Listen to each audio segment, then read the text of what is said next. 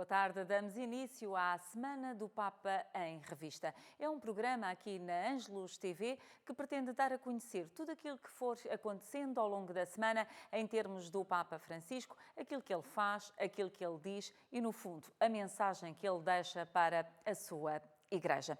Por isso, no dia 1 de maio, Dia do Trabalhador, o Papa Francisco defendeu a necessidade de uma reflexão sobre o trabalho justo e o respeito pela dignidade humana. O trabalho justo é aquele que não só assegura uma remuneração com equidade, mas também o que corresponde à vocação da pessoa e, por isso, é capaz de desenvolver as suas capacidades. O trabalho não é um mero fator da produção que, como tal, deva adequar-se às exigências do processo produtivo para lhe aumentar a eficiência. Pelo contrário, é o processo produtivo que tem de ser organizado de forma a permitir o crescimento humano das pessoas, a harmonia dos tempos de vida familiar e laboral. É preciso também perguntar se o processo produtivo desenvolve-se ou não no respeito pela dignidade do trabalho humano, respeita-se os direitos humanos fundamentais, se é compatível com a norma moral. É preciso remediar o erro da cultura contemporânea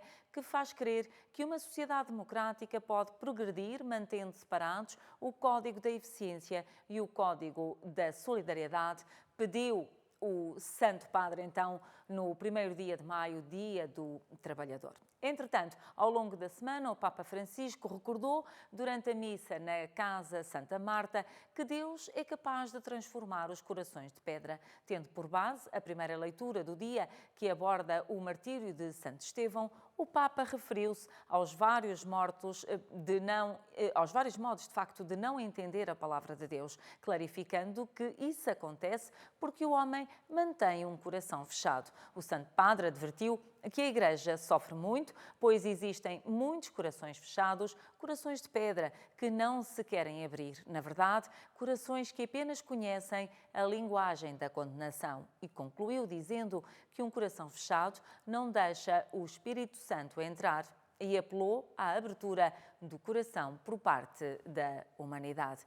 Ainda durante esta semana e na audiência pública semanal, o Papa Francisco afirmou que a sua viagem ao Egito foi um sinal de paz. A minha visita à Universidade de Al-Azhar, a mais antiga universidade islâmica e máxima instituição académica do Islão sunita, teve duplo horizonte, disse o Papa: o diálogo entre cristãos e muçulmanos e, ao mesmo tempo, a promoção da paz no mundo. Juntos rezamos pelos mártires dos recentes atentados que atingiram tragicamente aquela venerável igreja e o seu sangue fecundou aquele encontro ecuménico no qual participou também o patriarca de Constantinopla, Bartolomeu. O Papa Francisco viajou para o Cairo, Egito, como peregrino da paz e por isso apelou à paz e, referindo-se ao combate ao terrorismo, adiantou que a religião não é o problema, é apenas e só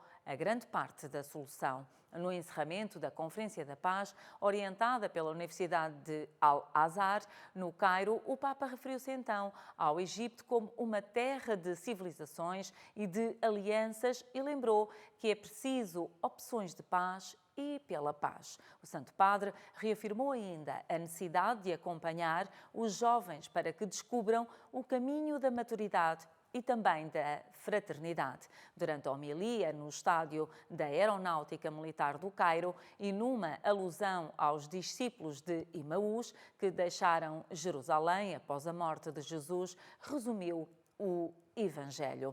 E, de facto, resumiu em apenas 3 palavras: morte, ressurreição e vida. Explicou que, na morte, destaca-se os 2 discípulos que, desanimados e desiludidos pela morte do Mestre, regressavam assim à sua vida cotidiana, aludindo ao homem atual que muitas vezes desespera e recusa-se a admitir que a omnipotência de Deus é de amor, de perdão e de vida. Os discípulos de Emaús só reconheceram Jesus no ato eucarístico de partir o pão, lembrando que se cada um de nós romper o endurecimento do coração e dos nossos preconceitos, nunca poderemos reconhecer o rosto de Deus. Em relação à ressurreição, o Papa Francisco avança que, após o reconhecimento, os seguidores de Jesus renovaram assim a sua fé e garantiu que não podemos encontrar Deus sem sacrificar as nossas ideias limitadas de um Deus que reflete a nossa limitada compreensão da omnipotência e também do poder. Quanto à vida, referiu o Papa Francisco que o encontro dos discípulos com Jesus Cristo ressuscitado transformou as suas vidas, porque encontrar o ressuscitado transforma toda a vida e torna fecunda qualquer esterilidade, frisou o Papa.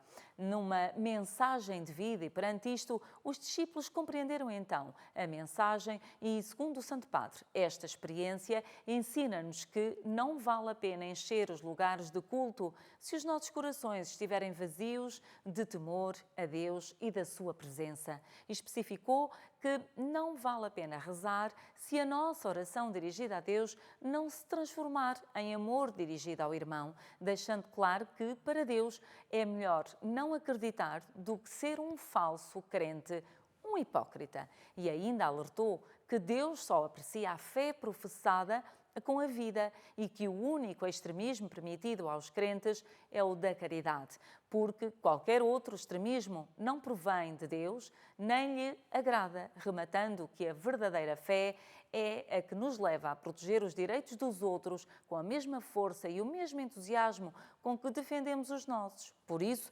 terminou a homilia desafiando todos a voltarem à sua Jerusalém, ou seja, à sua vida diária e às suas famílias, cheios de alegria, coragem e fé, sem medo de amar a todos, amigos e inimigos. O Papa Francisco ainda pediu a intercessão da Virgem Maria, aludindo que a Virgem Maria e a Sagrada Família que viveram nesta terra abençoada eliminem então os nossos corações e vos abençoem a vós e ao amado Egito, que ao longo da história deu muitos mártires e uma longa série de santos e santas.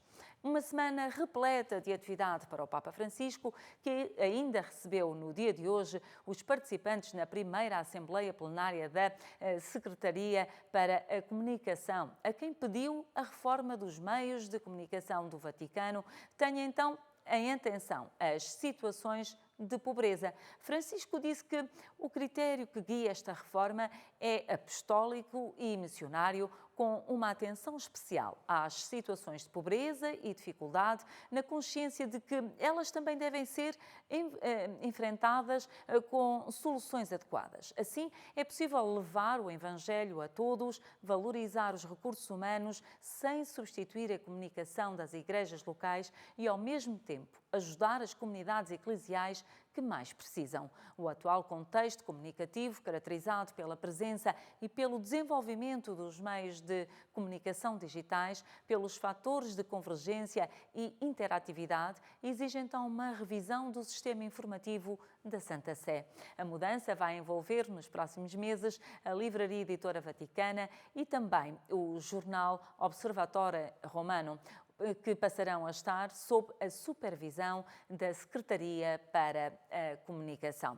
Ainda nesta semana, o Papa Francisco abordou a missão da Igreja Católica nas periferias. Aliás, tem sido um dos temas recorrentes no encontro com um grupo de seminaristas salesianos na sua residência na Casa de Santa Marta, no Vaticano, e salientou que é para as periferias que a Igreja Católica deve enviar os seus elementos mais capacitados e preparados, e referiu que é preciso ajudá-los a afastarem-se da hipocrisia. Esta é uma peste, a hipocrisia da Igreja. O Papa ainda advertiu que também hoje a Igreja existem pessoas que usam a rigidez para encobrir, por exemplo, os seus próprios pecados. E, comentando a primeira leitura extraída dos Atos dos Apóstolos, o Pontífice falou sobre a figura de São Paulo, que, de rígido perseguidor, se tornou manso e paciente anunciador do Evangelho. A primeira vez que aparece o nome de Saulo, observou Francisco, é na lapidação de Estevão. Saulo era um jovem rígido, idealista e estava até convencido da rigidez da lei. Era rígido Comentou o Papa, mas era honesto. Ao invés, Jesus teve então que condenar os rígidos que não eram honestos. São os rígidos de vida dupla que se mostram belos, honestos, mas quando ninguém os vê, fazem coisas feias. Ao invés, este jovem era honesto, acreditava nisso. Quando falo disso, penso em muitos jovens que caíram na tentação da rigidez hoje na Igreja. Alguns são honestos, são bons. Devemos rezar para que o Senhor os ajude a crescer no caminho da mansidão. Este é o caminho do cristão. Ir avante pelos vestígios que Jesus deixou, vestígios da pregação, do sofrimento, da cruz, da ressurreição. Peçamos a São Paulo, hoje de modo especial pelos rígidos que exigem na Igreja, pelos rígidos honestos como ele, que têm de facto zelo, mas que por vezes erram, e pelos rígidos hipócritas, os de vida dupla, aqueles aos quais Jesus dizia: façam o que dizem, mas não o que fazem. Hoje rezemos então pelos rígidos, pediu o Papa Francisco.